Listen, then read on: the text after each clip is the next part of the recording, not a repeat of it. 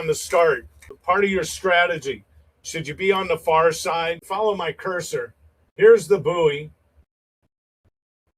And the line is going to be straight down here, right? So everybody on this side is already too far inside the course. Everybody on the outside here, they're all going to be trying to make their way towards the line. What happens quite often is in a regular race, this is in a pool. In a regular race, this wouldn't happen. These swimmers would all be on this side, and they would all be trying to come towards this line. Now, I want to show you what happens when meets at the buoy, at that one point that everybody's trying to get to. Right?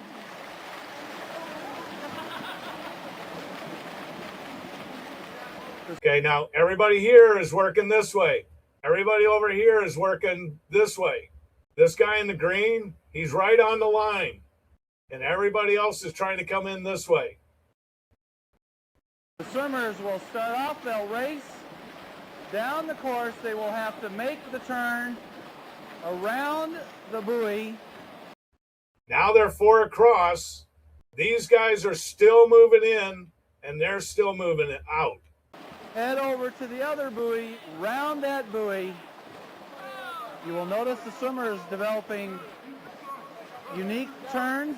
All of a sudden, you've got 5 swimmers all in one spot and trying to occupy one spot to get around this tiny little buoy. The beauty of being able to train in your pool is it's like a mini open water race, and it highlights and exaggerates everything. This is exactly what happens in an open water swim, say 400, 500 meters down the line from a start. Got it in just 50 meters. This is exactly what's going to happen. It just happens quicker. Watch again as they go around this one turn, and then after the second buoy. You'll see the swimmers doing almost a backstroke rollover. Everybody's stopping, everybody's pulling up. We don't ever want to see that. You keep that head down, you keep swimming. You should put yourself in a position coming around this turn that never allows you to have to stop and pull up.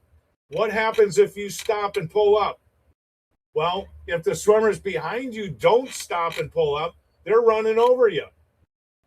And the next thing you know, you're not having to worry about getting around a buoy. You're worrying about getting on top of the water because they're running you over. This will help them develop feeding skills in addition to being able to cut through the buoy. Now, it's already happened. That big old group, it's all spread out. Now watch what happens after the second turn. A lot of races are won and lost on rounding of the buoys. You will see that after a couple of turns, already the swimmers have... So now they've really spread out, and you can start to see there's 2 here, there's 3 here, and there's 2 or 3 right here. But we call this the spaghetti effect. And after every turn, the group is going to thin out a little bit. And if they don't, somebody's going to have to race to get back up to the front, and somebody's going to be able to ride it out because they're already at the front. All right? So the spaghetti effect takes place, but you're already starting to see these 2 are battling each other, these 3, and groups are starting to be formed. It's here where you want to make sure that you're up in the front and have the ability to stay in those front groups. If it stays like that, this is where your medals are going to be. Everybody else is going to fall to the wayside. Stretch themselves out, and you will have early leaders, and you will have folks that will start. Now, this guy right here is speeding up because he wants to get to that inside. He's too far inside, but he's going to come up this way. But he knows if he comes up this way, these guys are going to get pinched out, and it'll be these 3 going around the buoy. Start to make moves. You will see the swimmers start to put together strategies about when to make See, now it's moves 3 across. on their competitors. You will see swimmers starting to learn how to drag off of another swimmer. See what he did? He just pinched those guys out. These were the 2 leaders.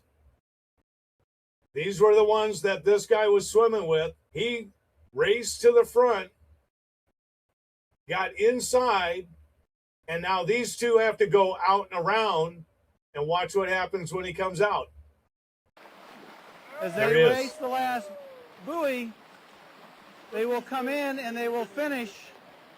That's tactics. That's why it's so important. Oh, well, you just got to go around a buoy. No, you don't. You don't just go around a buoy.